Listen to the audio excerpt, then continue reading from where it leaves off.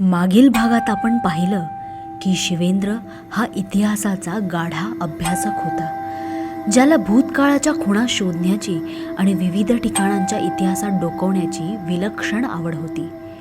एके दिवशी कामात मग्न असताना त्याला एक निनावी पत्र आलं, ज्यामध्ये निशानगड आणि जुन्या वाड्याचा उल्लेख होता.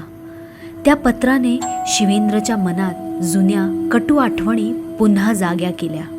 तरीसुद्धा इतिहासाबद्दल असलेल्या त्याच्या उत्कटतेमुळे त्याने आपले असिस्टंट निशांत आणि प्रिया यांच्याबरोबर ह्या रहस्यमय प्रवासाला सुरुवात करण्याचा धाडसी निर्णय घेतला. आता पुढे. सर, ते पत्र कोणी पाठवलं? आजच्या सोशल मीडियाच्या काळात हे पत्र वगैरे थोडं ऑड वाटतं ना? कदाचित त्या व्यक्तीला स्वतःबद्दल काही जाणून द्यायचं नसेल आणि ती जी कोणी व्यक्ती आहे ना, त्याला निशांतगडाबद्दल आधीच माहिती आहे असं मला वाटतं. शिवेंद्र काहीच बोलत नव्हता, पण त्याच्या चेहऱ्यावर अस्वस्थता सहज दिसून येत होती. सर, कसला विचार करत आहात? प्रियाने विचारलं. काही नाही, शिवेंद्र म्हणाला. प्रिया आणि निशांतने सहेतुपूर्वक एकमेकांकडे पाहिलं. दोघांनाही सकाळपासूनच शिवेंद्र सर थोडे बेचैनच वाटले. पुढे मग कोणीच काही बोललं नाही. सर, आपल्याला इथेच यायला संध्याकाळ झाली. अजून पुढे रस्ता अजून बिकट वाटतोय. आपल्याला या गावात आज रात्रीसाठी मुक्काम करावा लागेल.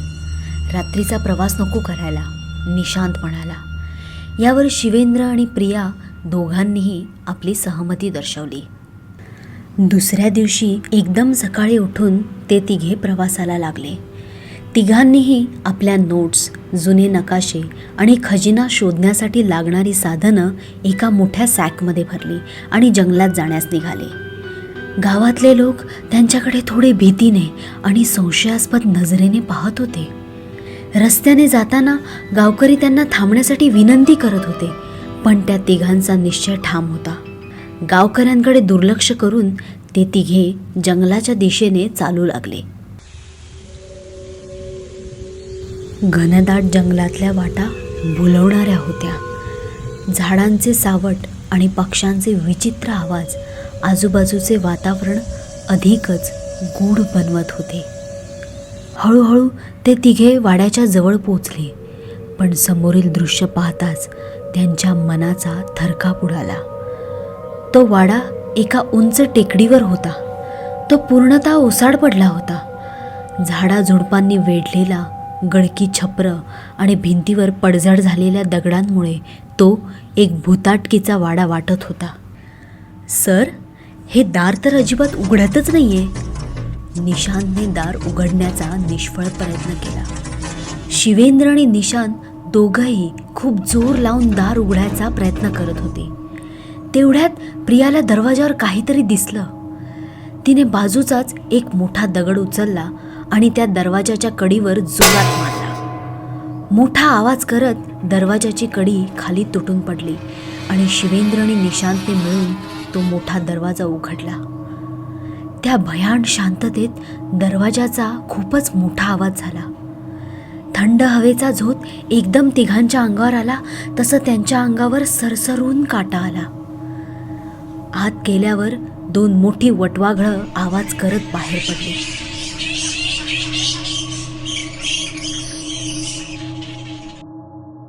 वाडा संपूर्णपणे कोळिष्टकांनी भरलेला होता. वाड्यातून थंड वारं वाहत होतं, जणू शतकांपासून तिथे कोणी आलंच नव्हतं. त्यांच्या हातातल्या टॉर्चच्या प्रकाशात भिंतीवरची प्राचीन चित्र चमकू लागली. निशांत, प्रिया, मी काय सांगतो त्याकडे लक्ष द्या.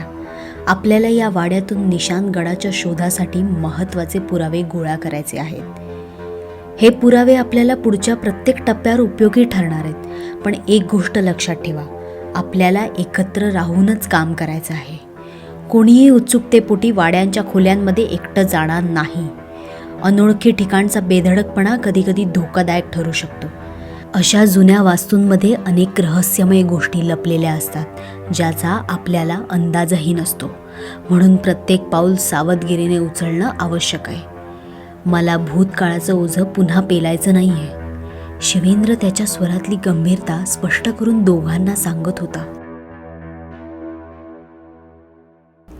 सर, काहीतरी झालंय का भूतकाळात? या प्रवासाच्या सुरुवातीपासूनच तुम्ही थोडे विचलित आणि विचारात हरवलेले वाटत आहात. आणि तुम्हाला निशाणगडाबद्दल आधीपासूनच काही माहिती आहे का? प्रिया सावध पण उत्सुकतेने विचारत होती. शिवेंद्र थोडा शांत झाला आणि म्हणाला, हो प्रिया, भूतकाळात काही घटना घडल्या आहेत ज्या विसरणं सोपं नाही. त्याच आठवणींचं ओझं अजूनही माझ्या मनावर आहे. निशांतने पुढे विचारलं, सर, त्या घटनांचा या मोहिमेशी काहीतरी संबंध आहे का? शिवेंद्रने गहिऱ्या स्वरात उत्तर दिलं, कदाचित, पण त्या घटनांनी मला शिकवलंय की अशा शोधांमध्ये सावधगिरी आणि एकत्र राहणं खूप महत्त्वाचं असतं. प्रिया थोडीशी गोंधळली. मग सर, त्या घटनांचं सत्य कधीच उघड झालं नाही का? शिवेंद्रने हलकासा निश्वास टाकला आणि म्हणाला, त्या घटनांचं सत्य अजूनही एक गूढ आहे प्रिया. माझ्या 2 जवळच्या मित्रांचा त्या शोधामध्ये पत्ता लागलाच नाही. प्रिया थोडी स्तब्ध झाली. म्हणजे ते हरवले आणि तुम्ही त्यांना शोधण्याचा प्रयत्न नाही केला? शिवेंद्रने दुःखद स्वरात उत्तर दिलं, मी सगळं केलं, पण त्या काळातल्या चुकांची किंमत आजही मोजतो आहे. त्यामुळे यावेळी कोणतीही चूक होऊ द्यायची नाहीये. निशांतने निर्धाराने म्हटलं, सर, यावेळी आपण निशाणगडाचं रहस्य उलगडून त्या घटनांमागचं सत्य शोधूच. तिघांनीही वाड्यामध्ये शोध घ्यायला सुरुवात केली. वाड्यातल्या एका मोठ्या दालनात त्यांना एक प्राचीन नकाशा आणि काही जुने ग्रंथ सापडले. नकाशा धुळीने माखलेला होता, पण त्यावरच्या रेषा आणि चिन्ह अस्पष्टपणे दिसत होती. नकाशाच्या एका कोपऱ्यावर निशाणगड असं स्पष्ट लिहिलं होतं. त्यांनी तो नकाशा बारकाईने पाहिला. त्यावर एका विशिष्ट मार्गाचा उल्लेख होता जो गडापर्यंत पोचत होता, पण त्या गडाचा उल्लेख एका कोड्यात लपवला होता. ग्रंथामध्ये लिहिलं होतं, खजिन्यापर्यंत पोचण्यासाठी चंद्राच्या प्रकाशात जाणारा मार्ग शोधा. एका विशिष्ट रात्रीच त्या मार्गाचे दरवाजे उघडतील.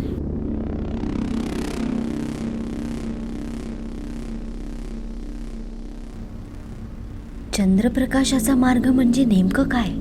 जुन्या वाड्यात मिळालेल्या पुराव्यांनी त्यांना काही प्रश्नांची उत्तरं दिली खरी, पण पुढचं रहस्य उलगडण्यासाठी त्यांना अजून किती संकटांना सामोरं जावं लागणार होतं? की शिवेंद्रच्या त्या 2 मित्रांप्रमाणे त्यांच्यासोबतही काही भयंकर घटना घडणार होत्या का? त्यांच्या पुढच्या प्रवासात नेमकं काय वाढवून ठेवलं होतं? पुढील भाग लवकरच. जर तुम्हाला हा व्हिडिओ आवडला असेल तर या व्हिडिओला लाईक करा, शेअर करा आणि ही कथा आवडली असेल तर या चॅनलला सबस्क्राईब करायला आणि अशाच विविध कथा ऐकण्यासाठी बेल आयकॉनवर क्लिक करायला विसरू नका.